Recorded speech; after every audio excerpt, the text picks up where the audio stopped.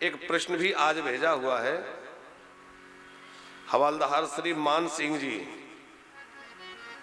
जो हसनपुर से ये हैं, मकरंदगढ़ी, हसनपुर जनपद मथुरा उत्तर प्रदेश।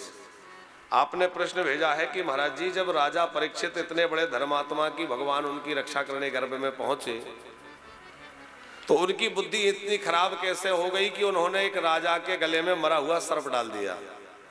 ये आदरणीय मान सिंह जी का प्रश्न है और ये कई लोगों की जिज्ञासा रहती है और ऐसे प्रश्न उठना चाहिए, ऐसे प्रश्नों का स्वागत है। अरे जो भगवान का नाम ले रहा है, धर्म कर्म से जुड़ा है, वह भी कभी साधुओं का अपराध नहीं करता। और जो परीक्षित भगवान के द्वारा रक्षित हैं, गर्भ में जिनको भगवान का साक्षात्कार हो गया और ऐसे वैसे वंश में जन्म नहीं हुआ, महान धर्मात्मा पांडवों के वंश में जिनका जन्म हुआ, युधिष्ठिर की गोद में, अर्जुन की गोद में जो खेले हो, और उत्तरानंदन उन परीक्षित के मन में ऐसी विकार, ऐसी बुद्धि कैसे खराब हो गई कि एक महात्मा के गले में मरा हुआ सर्प डाल दिया। इसके पीछे दो कारण कहे जाते हैं। पहला एक कारण यह कहा जाता है कि महाराज परीक्षित ने कलयुग को स्वर्ण में वास दे दिया। कल हम लोग सुन रहे थे कि अधर्म द्वारा, अनीति द्वारा जो धन लाया जाए, स्वर्ण लाया जाए, उसमें कलयुग निवास करेगा। अब परीक्षित ने वास तो दे दिया और कलयुग इस फिराक में था कि किसी प्रकार मेरा प्रभाव महाराज परीक्षित पर होना चाहिए। जब तक राजा पर प्रभाव नहीं होगा तो प्रजा पर कैसे होगा? राजा धर्मात्मा होगा तो प्रजा में अधर्म नहीं फैल सकता। तो राजा के ऊपर प्रभाव करने के लिए, परीक्षित के ऊपर प्रभाव करने के लिए कलयुग घात लगाए था। एक दिन महाराज परीक्षित अपने खजाने में देख रहे थे कि मेरे पूर्वज मेरे लिए क्या रख गए हैं। तो चौधरी साहब उन्होंने देखा कि एक बक्से में बड़ा गजब का एक सुंदर मुकुट रखा है, मणि जड़ित, अद्भुत। धूल झटकारी, उठा के देखा, बहुत दिव्य था, स्वर्ण मुकुट है, मणियों से जड़ा है। तो महाराज परीक्षित ने उठा के अपने मस्तक पर लगाया, बहुत सुंदर लगा। तो सोचा कि अब इसी को धारण करता हूं। वो जो मुकुट था वो अधर्म पूर्वक लाया गया था। वो जरासंध का मुकुट था। भीमसेन ने जरासंध को मारा तो उस मुकुट पर अधिकार जरासंध का के बेटे का था, लेकिन भीमसेन उसको ले आए। तो अनाधिकृत रूप से उसको ला करके अपने यहां रख लिया, लगाया कभी नहीं, धारण नहीं किया, ला करके पटक दिया।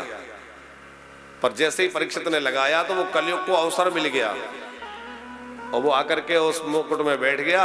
और मुकुट में बैठा तो जब मस्तक पर कलयुग बैठेगा तो बुद्धि खराब होगी, और बुद्धि खराब होगी तो धर्म का विरोध करेंगे, संतों का अपराध करेंगे, यही सब काम होंगे। तो एक तो यह कारण कहा जाता है, यह कारण लेकिन बहुत ज्यादा सटीक हमारी समझ में नहीं आता, क्योंकि आज इतना घोर कलयुग आ गया है, उसके बाद भी जो भगवान के नाम से जुड़ा है, जो भगवान के भजन में लगा है, उस जीव पर आज भी कलयुग अपना प्रभाव नहीं जमा पा रहा है। तो उस समय महाराज परीक्षित जैसे धर्मात्मा के ऊपर कलयुग अपना असर कर दे, अपना प्रभाव कर दे, कैसे संभव है? बुद्धि बिगाड़ नहीं सकता। तो इसका कारण दूसरा यह है कि ये भगवान की इच्छा थी कि ऐसा हो, क्योंकि भगवान चाहते थे कि परीक्षित को श्राप एक बहाना बने और सुखदेव जी के मुख से श्रीमद् भागवत कथा निश्रित हो, कथा निकले और परीक्षित का नाम जो है वह जगत में विख्यात हो जाए। क्योंकि परीक्षित अल्प मृत्यु थे, ये तो सुनिश्चित था। जब ब्रह्मास्त्र ने उनकी आयु को छीन लिया तो भगवान ने उनको आयु तो दे दी, लेकिन फिर भी ब्रह्मास्त्र का कुछ तो मान रखना पड़ेगा। तो परीक्षित जो है वो अल्पायु हो गए उस ब्रह्मास्त्र के प्रभाव से। तो अल्पायु तो वो जन्म से हो गए, अब उनके मरने का कुछ ना कुछ बहाना तो बनेगा। तो ठाकुर जी ने विचार किया कि कुछ ऐसा होना चाहिए जिससे युगों युगों तक परीक्षित का नाम लोग लेते रहे। आप विचार करिए, यदि उनको श्राप न लगा होता और सहज मुक्ति, सहज मृत्यु हुई होती तो हम लोग आज परीक्षित का नाम लेते? या जो यजमान बने इनको परीक्षित कहते? आज जो भी कोई यजमान के रूप में वर्णित होकर बैठता है उनको क्या कहा जाता है? परीक्षित। वो परीक्षित के नाम को प्रभु उजागर और अमर करना चाहते थे, इसलिए उन्होंने कहा कुछ ऐसी घटना घटना चाहिए जिससे परीक्षित का नाम अमर हो जाए और परीक्षित का नाम युगों युगों तक लोग लेते रहे। संतों की महिमा बतलाना चाहते थे भगवान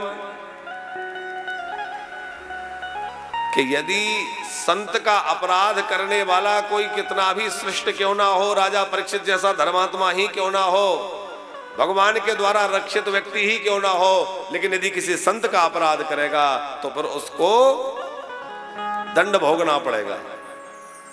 तो एक ओर से संतों की महिमा प्रकट करने के लिए